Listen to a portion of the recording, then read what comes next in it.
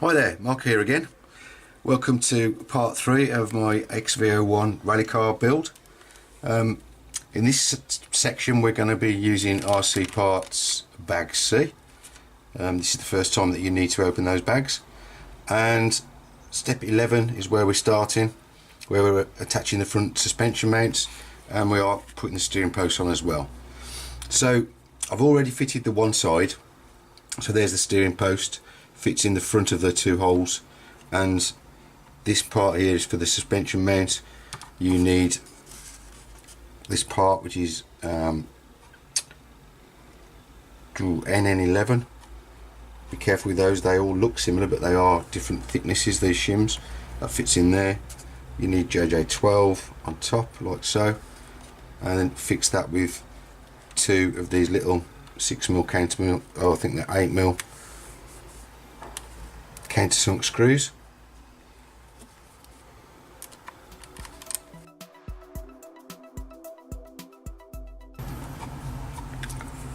Okay, so when it's finished it should look like that. These screws are really tight to get in, I'll tell you that. You need to put a bit of force on. I think you can actually cut a thread in some of these if you want, but I'm just trying to force the thread by screwing it in so it has got less chance of falling out. But they are tight, so beware. We just need to fit the other steering post on, so we need to get the little 6mm screw, put that in the front hole,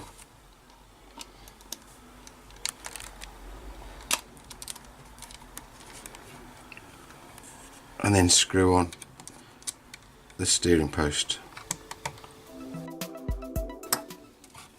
So there we go, ready for step 12. Part 12, we're now going to build up the steering linkages. What I'm going to do first is I'm going to use these two BC12s. These are the metal arms, and then you need 4 of the BC19s, which are the cups, and we need to copy this by putting the ends on like so. Is one end of them reverse threaded? It is, mate. This one side, on the long side, you need to turn it like you would be normally undoing. It's a left-handed thread, isn't it? Yeah. Or is it a right-handed thread? I don't know what you call it. No, me. Yeah. Left-handed. Left-handed lefty tighty. So once you've done that, you need to screw them in till they're the same length as that. We'll just speed that on and move on to building the linkage. So there we go. The two are done now. I've got to say, these were a nightmare to screw in. They are so hard to screw those threads in. I've got to say, it's just got a blister on my finger trying to tighten them up. Anyway, we're there now. Just make sure you align, it looks like the ball up there, and get the ball on the other end, the link on the other end, pointing in the right direction. And the same for the right hand side. This one goes in the opposite direction. So that's those done. Just put those there, and now we need to start putting the linkage together. I'm going to start with this part here, KK3. We're going to put the grub screw in, which is here. Again, using my hex wrench, and with that like so, this goes into that one there. Again, just screw it halfway in. Then you need the ball connector, the short one, basically with no thread on. Go straight on there, just nip that up with a wrench. I'm going to go too mad with that. Dust connector, dust cover I should say. Okay, that's that. Then we need to put in the 850 bearings, which we need 4 of, one on the top and one on the bottom. And then I want to fit this onto KK4, which is this part. Right, we need the very small 730 bearing in the bottom, and these BC2s, now be careful with these are different screw heads. They're very flat screw heads, so make sure you get the right screw in there. That's going to go through there.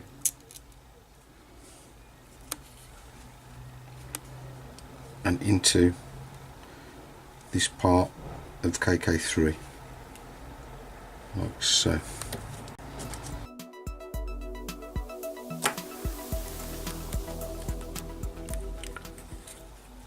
Right, so that's that connected. I've tightened that up as tight, you know, fairly hand tight, and because the bearing in there, there's still the movement. It hasn't nipped it up, so that's perfect. Just need to do this the same with KK5, the other part.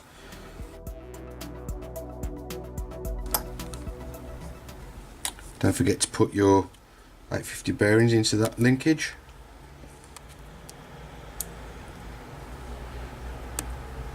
There we go. And now I'm just going to fit the two other ball connectors and the dust caps into this KK4.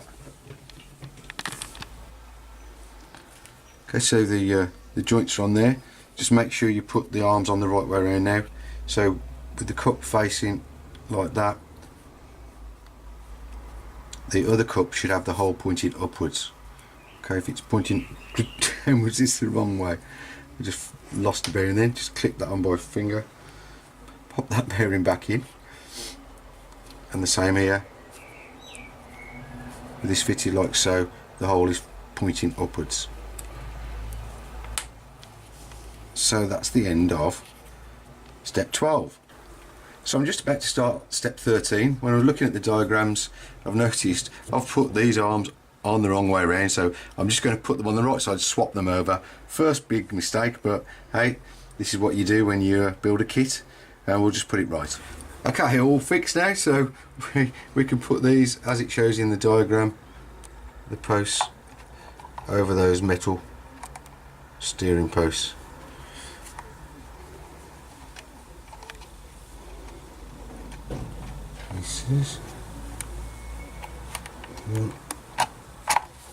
Okay, it's nicely in place. Then we get part K4. This is going to hold it down, and that's going to sit on there like that. So be careful. What we want to do is put, you've got 4 screws. You've got the 2 shorter ones going the inside, they're the 6mm screws, and the 2 longer 8mm go on the outside.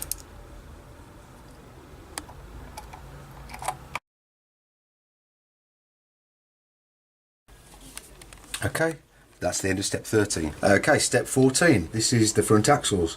This is quite a big step. I've got all the parts I need already laid out the best I can. The first thing I'm going to do is get one of the axles, put in the O-ring, which is for cushioning the end of the drive shaft, I think. I'm just going to push that in with. Take one of your 1150 bearings, sorry, 1050s, and put that into the steering arm. Then we need to attach this piece, which is D2, onto this part. Flats at the top, and there. What we need to do now is hold this in with a ball joint. There's a special longer ball joint they got, which has got a hex driving the top. But first we need to put into place BC11, which is one of the spacers. This comes in the parts bag, doesn't come off the parts tree. Comes in the part C parts bag, fits in there. Take the long ball joint and just screw it into D2.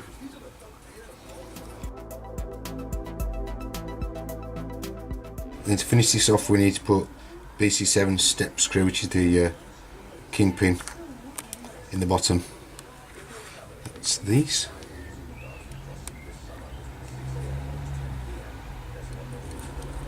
And that's also hex drive.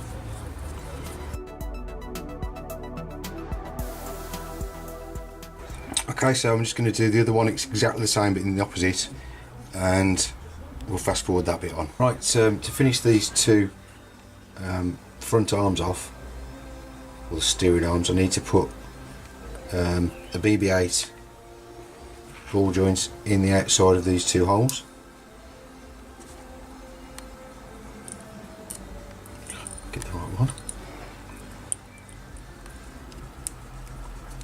from the underneath.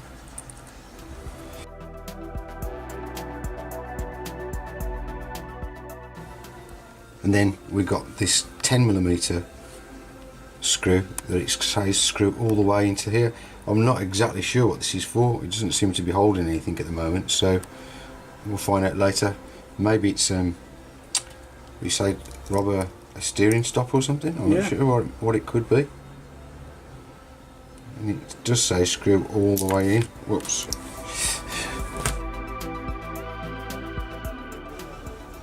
Okay, so just trying to put this 10mm screw into this hole as it says here in the diagram. I could not get that in with the screwdriver, it just wasn't going. So what I've done is I've got a 3mm tap here, and I've just run that through and created a thread, and hopefully now it will go in, because I don't think there's any way I was going to get that in there by hand before I cut a thread into it. Just getting it started. Seems to have gone in now. I've cut the thread, so that's much better. I don't know whether it's tolerances on the kits or anything, Rob, I'm not sure, but you saw me try and get that in. It was not going in. So I do recommend you get yourself a 3mm tap. I think it does say somewhere in the instructions, in a tiny little side note, that you might need a tap. So that's what I've done. Recommendation then, get yourself a tap and cut the thread through there, because that seriously wasn't going in. I'm just going to do the same to this side. So I'm going to run the tap through first.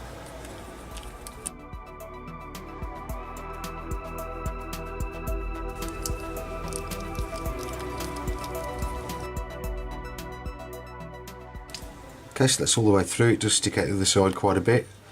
That's done the job. So what I need to do now, some bits of swarf from my hole cutting, sorry, my thread cutting, is to put the bottom arms on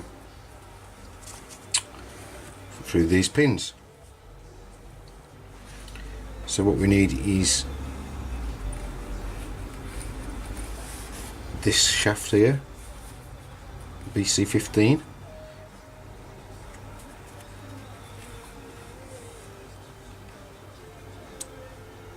It's going to go through that bottom hole there.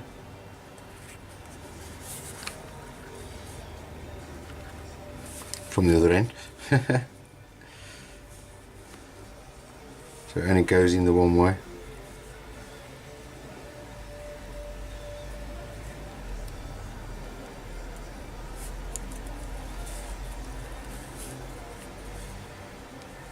Once that's in place, to stop it from coming out, there's a little 5mm screw. Again, be careful, but this one has got the flat head on it. It's a very shallow head on this one, so it is different to the other screws.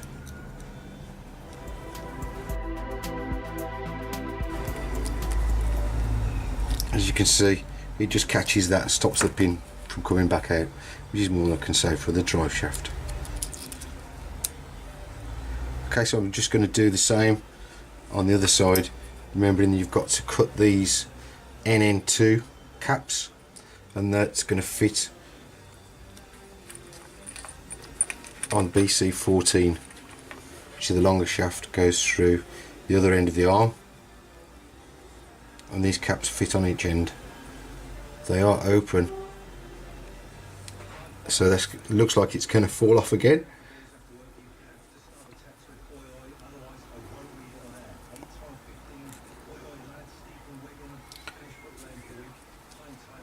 Okay, and there's a spacer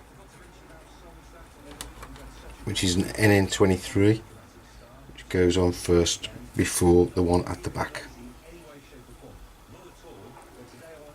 Okay, so that's that one done. I'm going to put that down carefully, hope it doesn't fall apart, and do the same. Do the same to the other one. On to step 15, which is we're going to attach the front arms to the chassis. Hooray! Get something on the chassis. If we just look back at the arms, Rob, I just forgot to say, you've got to put a ball joint, can you see there, into those holes in the outside of the two holes. Once you've done that to both of them, try and hopefully hold these so that the little pots don't fall off. That locates into that back hole there. And with the other side, the same.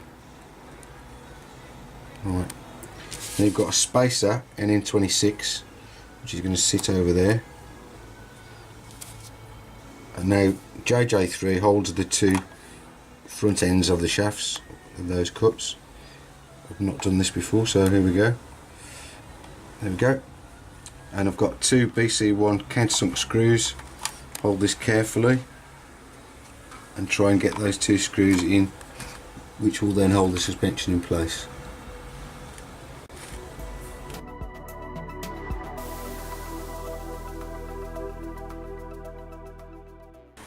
Okay, so that's done.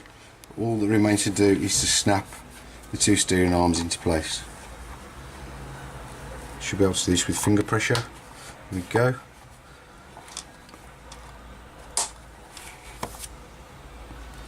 Let's just test that. Yeah, steering seems to be working. And we'll move on to the next step. Step 16, we're going to attach the front gearbox and motor to the front of the chassis. And 17, we're going to connect up the steering. So here we go. These four go into this hole here, and this bracket should line up with these three holes there. It fits nicely. Now we've got three ordinary 8mm screws go in these three holes.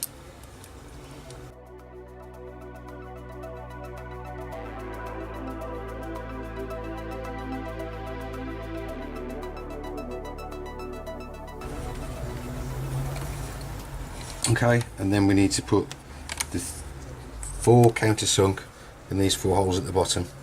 That's going to connect through to the front differential housing gearbox.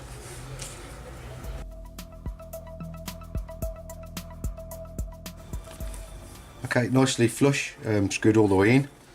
That's the front gearbox and motor mount all nicely attached. All we need to do now is step 17, and that will be the end of parts bag C. We've got the dog bones. We need to make up the two top suspension arms again, so it's this part BC13 and the ball ends. Screw them on, remembering one's a left hand thread, one's a right hand thread. Match it up so you've got the right length on the diagram, and then get your chassis. We need one mounted there on the chassis and one on the top of the Dog bone. Dog bone, Rob. You just said dog bone. That's because don't forget to put the dog bone in first, because it won't go in afterwards, will it, Rob? No. They come out when you crash. Oh yeah, they come out sometimes, yeah. Especially when we're driving. There we go, clicks into place. Got the dog bone in there, steering's working. Excellent. Turning around nicely. Let's do the other side. As Rob rightly said, dog bone in first. Good job here, Rob. Okay. Let's get the other upper arm. Pop that on there. So, that's the suspension mounted and the steering. And not forgetting, of course, the last thing that I missed out to do there was to put on the front bumper mount, which is part B1. Just need to slip that in there. We have 3 countersunk screws go in these holes.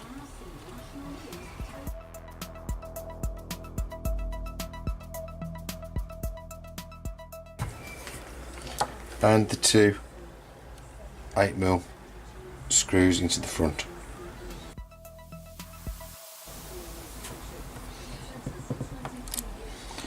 Right, now they were really difficult to get lined up. The actual plastic piece that you screwed into, the holes weren't lined up, and it just taking a bit of forcing the plastics around to get them to line up. Finally got them in there. You might find that quite tricky, but just persevere at it. So that is the end of step 17. I'm going to finish this part of the build series now. Thanks for watching, and hope to see you in part 4. Bye.